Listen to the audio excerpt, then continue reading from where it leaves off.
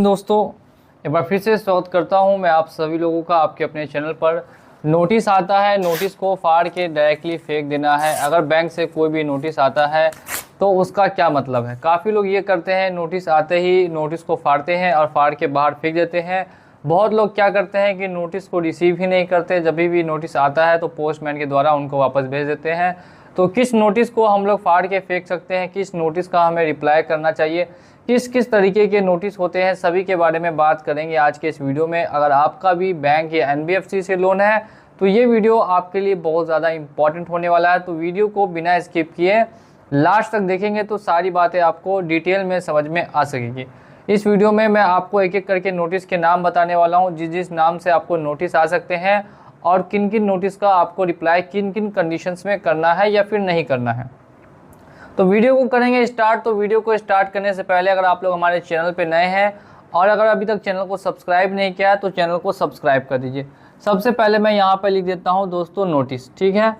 Notice वो भी कब? लोन को डिफ़ॉल्ट होने पे। सबसे जो कॉमन नोटिस है जो हर बैंक या हर एनबीएफसी भेजती है वो कौन सा नोटिस है? देखिए, जो सबसे कॉमन नोटिस होता है जो हर बैंक भेजती है या हर एनबीएफसी भेजती है, इसे हम बोलते हैं दोस्तों डिमांड नोटिस। आपने भी अगर लोन लिया है तो आपको भी कभी ना कभी ये नोटिस ज़रूर आया होगा डिमांड नोटिस के नाम से। हर बैंक हर एनबीएफसी इस नोटिस को एक बार ज़रूर भेजती है, 2 महीने डिफ़ॉल्ट होने के बाद या कभी कभी 3 महीने डिफ़ॉल्ट होने के बाद या कभी 4 महीने डिफ़ॉल्ट होने के बाद ये नोटिस लेकिन आना ज़रूरी है।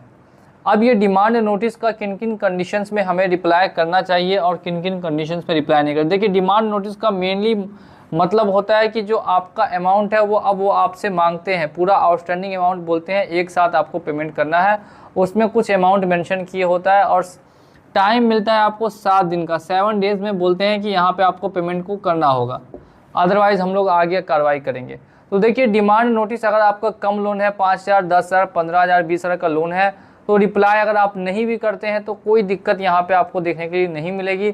लेकिन अगर आपका बड़ा लोन है, 2 लाख, 4 लाख, 10 लाख का लोन है, तो फिर आप चाहें तो इसे रिप्लाई कर सकते हैं एक फॉर्मेट बना के कि आपके पास अभी प्रॉब्लम चल रही है, किन किन कंडीशंस लिख दीजिए कि क्या क्या सिचुएशन अभी आपके साथ है और कितना कितना समय आप एक्सपेक्ट कर रहे हैं कि आपको लग सकता है पेमेंट करने में। और भी कुछ कुछ पॉइंट्स लिख के आप डिमांड नोटिस का यहाँ पर रिप्लाई कर सकते हैं, अदरवाइज़ हमें ऊपर में व्हाट्सएप पे भी नोटिस भेज सकते हैं। ये हमने बात कर ली दोस्तों डिमांड नोटिस की। क्या इसका हम सीरियसली ले सकते हैं? तो देखिए, इसको सीरियसली लेना ज़रूरी नहीं है, मैं ऑलरेडी आपको बता चुका हूँ, ठीक है। इसके बाद जो मोस्ट कॉमन नोटिस होता है उसे हम बोलते हैं लोन रिकॉल नोटिस। क्या बोलते हैं? लोन रिकॉल नोटिस, यानी कि LRN, loan recall notice.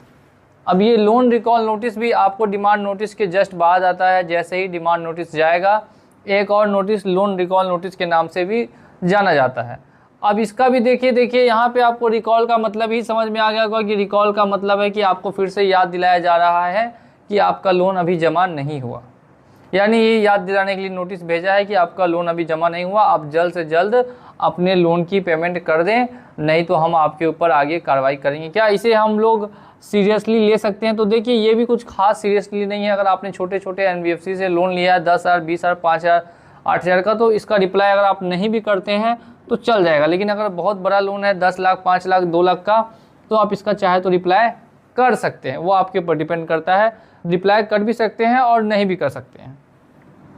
Next हम लोग बात कर लेते हैं कि काफ़ी लोगों को फिर देखने के लिए ये भी मिलता है सेक्शन 25 का नोटिस। खासकर आदित्य बिरला वाले भेजते हैं और कुछ कंपनियां क्या भेजती हैं, सेक्शन 25 का नोटिस कि हम लोग सेक्शन 25 के तहत आपके ऊपर कार्रवाई करेंगे। आपका हमने ECS बाउंस कर दिया है, आपको सेक्शन 25 का नोटिस आ गया। मनी वाले क्या करते हैं? मनी वाले भेजते हैं सेक्शन 138, ठीक है। तो इस तरीके के कुछ नोटिस वगैरह देखने के लिए मिलते हैं। तो ये नोटिस कब आता है? देखिए, जब आपका ECS लगातार बाउंस हो रहा है तो ECS बाउंस होने के बाद कभी कभी बैंक वाले ये नोटिस भेज देते हैं कि आपका हम सेक्शन 25 लगाएंगे कि सेक्शन 138 लगाने वाले हैं और आपके ऊपर कार्रवाई करने वाले हैं। इसमें भी देखिए, जैसे मैंने इन नोटिस में बताया, सेम प्रोसेस इसमें भी रहेगा। छोटा लोन है इग्नोर कर दीजिए, अगर बड़ा लोन है तो एक रिप्लाई उनको भिजवा दीजिए, ठीक है। अब इसके अलावा एक और जो सबसे मेन नोटिस है जिस पे कि मैं पूरी वीडियो लेकर आ चुका हूँ, वो होता है दोस्तों आर्बिट्रेशन का। और उसमें भी अलग अलग तरीके के नोटिस आते हैं। इंटीमेशन का आता है और प्री आर्बिट्रेशन का आता है, फिर आर्बिट्रेशन का आता है, फिर ऑर्डर शीट, फिर अवार्ड शीट। अलग अलग तरीके के नोटिसेस देखने के लिए मिलते हैं आर्बिट्रेशन के नोटिस में। तो आर्बिट्रेशन के नोटिस पे मैं ऑलरेडी वीडियो बना चुका हूँ। अगर इसकी बात करें तो अगर आपका लोन अमाउंट कितना भी हो, लोन अमाउंट कितना भी हो, आपको इसको रिप्लाई करना पड़ेगा, ठीक है। इसको रिप्लाई आप कर दीजिए, लोन अमाउंट कितना भी है एक बार रिप्लाई करके उनको जवाब दे दीजिए। एक और चीज़ जो मैं आपको इस वीडियो में बताने वाला हूँ, जो किसी वीडियो में आपको पूरे यूट्यूब पे नहीं बताया जाएगा, जो मैं आपको आज के इस वीडियो में बताऊंगा। देखिए ज़्यादातर लोग क्या करते हैं, जो हम आपको बताएंगे वही सेम चीज़ आपको और भी जगह से पता देखने के लिए मिलेगी। तो इससे अच्छा आप हमारा चैनल फॉलो कीजिए और सारी जानकारी लेते रहिए। देखिए दो तरीके के यहाँ पे आपने आर्बिट्रेशन भी सुना होगा और एक आपको सुनता है के लिए मिलता है कॉन्सिलेशन, ठीक है, आर्बिट्रेशन भी, और एक देखने के लिए मिलता है कॉन्सिलेशन का नोटिस भी। देखिए तो आर्बिट्रेशन और कॉन्सिलेशन काफ़ी लोग कंफ्यूज हो जाते हैं कि सर इन दोनों में क्या अंतर है, क्या दोनों सेम प्रोसेस है, तो इन दोनों में अगर अंतर है तो क्या है। देखिए दोस्तों, आर्बिट्रेशन जो होता है वो लीगल होता है, ठीक है, ये लीगल होगा, और ये जो है ये इलीगल नहीं होगा, ये इनफॉर्मल होगा, इनफॉर्मल होगा, ठीक है। इसमें लीगल डॉक्यूमेंट्स भी अटैच होते हैं आर्बिट्रेशन में, लेकिन कॉन्सिलेशन में इनफॉर्मल कोई भी करा सकता है, कॉन्सिलेशन कोई भी करा सकता है, लेकिन आर्बिट्रेशन हर कोई नहीं करा सकता। आर्बिट्रेशन में आर्बिट्रेटर होना ज़रूरी है, और कॉन्सिलेशन में कोई भी छोटी मोटी कंपनी आ जाती है, वो बोलती है कि हम आपका कॉन्सिलेशन कराएंगे, हम आप दोनों के बीच का मामला सुलझाएंगे। बस इतना ध्यान रखिए कि ये लीगल है, ये इनफॉर्मल है, यानी कि ये फॉर्मल है और ये इनफॉर्मल है। इसमें ऐसा कुछ भी लीगल नहीं होता है, कॉन्सिलेशन में कुछ भी लीगल नहीं होता है, जबकि आर्बिट्रेशन में लीगल होता है, ठीक है। तो इस चीज़ का बस आपको डिफरेंस है आर्बिट्रेशन में और साथ साथ में कॉन्सिलेशन में। देखने में लोगों को लगता है कि ये सेम है, लेकिन कुछ भी सेम नहीं है, थोड़ा सा इसमें डिफरेंस देखने के लिए मिल जाता है। प्रोसेस सेम बोल सकते हैं, लेकिन डिफरेंस मैंने आपको ऑलरेडी यहाँ पे बता दिया है। कुछ एनबीएफसीआर क्या करती है कि आपको कॉन्सिलेशन का नोटिस भेज देती है और उस पर लिख देती है हम आर्बिट्रेशन करा रहे हैं, जबकि ये बिल्कुल गलत है, ऐसा नहीं होता। मैंने बहुत सारे नोटिसेस देखे हैं जिसपे कि कंपनी लिख देती है आर्बिट्रेशन एक्ट के तहत आपको नोटिस भेजा है, section 21 of arbitration and conciliation act की तरफ नोटिस भेज दिया और हमने आर्बिट्रेटर अपॉइंट कर दिया, जबकि ऐसा कुछ भी होता नहीं है, क्योंकि वो लोग असल में कॉन्सिलेशन करा रहे होते हैं किसी भी पार्टी से, थर्ड पार्टी से, और बोल देते हैं हम आर्बिट्रेशन करा रहे हैं। तो ये अंतर हो गया इन दोनों के बीच में। अब इसके अलावा भी कुछ कुछ नोटिसेस है जो देखने के लिए मिलते हैं। एक मिलता है आपको दोस्तों फाइनल वार्निंग नोटिस, ठीक है, एक मिलता है फाइनल वार्निंग नोटिस, एक मिलता है डनिंग लेटर, ऐसा करके भी कुछ आजकल आने लगा है डनिंग लेटर, ठीक है। तो ये भी कुछ तरीके के नोटिस है जो आजकल नए नए मार्केट में कंपनियां बना के भेज रही हैं। तो देखिए ये सारे नोटिसेस जो आपको मैंने बताया, जो भी सब आ रहे हैं, सभी के सभी बैंक से ही आ रहे हैं।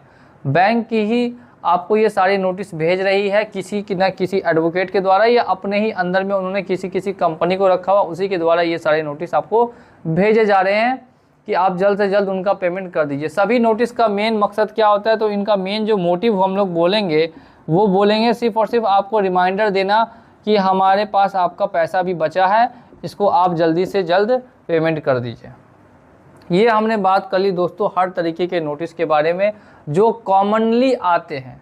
अगर कोई ऐसा नोटिस है जिसके बारे में आपको कन्फ्यूज़न है, तो आप हमें कमेंट सेक्शन में आके पूछ सकते हैं। मैं जल्द से जल्द उस पर वीडियो लाने की कोशिश करूंगा, और उम्मीद करता हूं कि आपको ये वीडियो समझ में आया होगा। अगर इन दोनों की बात करें तो इन दोनों पे आपको कुछ खास फ़र्क पड़ेगा नहीं, तो इनका आप रिप्लाई दे तो भी ठीक है। ऐसे तो ये कम नोटिस आते हैं, final warning notice, dunning letter, ये सब बहुत कम देखने के लिए मिलता है, तो इसका आप रिप्लाई नहीं भी करते हैं तो कुछ खास आपको फ़र्क पड़ने वाला नहीं है। तो ये हो गया, हम लोगों ने बात कर लिया आज के इस वीडियो में मेन कॉमन नोटिस के बारे में। आर्बिट्रेशन का रिप्लाई करना इंपॉर्टेंट होता है, तो आर्बिट्रेशन का हमेशा रिप्लाई करें। कॉन्सिलेशन में आप रिप्लाई कर भी सकते हैं, नहीं भी कर सकते हैं, ये सब कुछ मीटिंग वगैरह से किया जाता है। डिमांड नोटिस मैंने बता दिया, रिकॉल बता दिया, सेक्शन 25(1)38 का नोटिस बता दिया, और आर्बिट्रेशन एंड कॉन्सिलेशन का नोटिस बता दिया, ठीक है। तो इसी के साथ चलता हूँ आज के इस वीडियो में, और मिलूंगा आप लोगों से अगली वीडियो में बहुत ही जल्द। जय हिंद, जय भारत।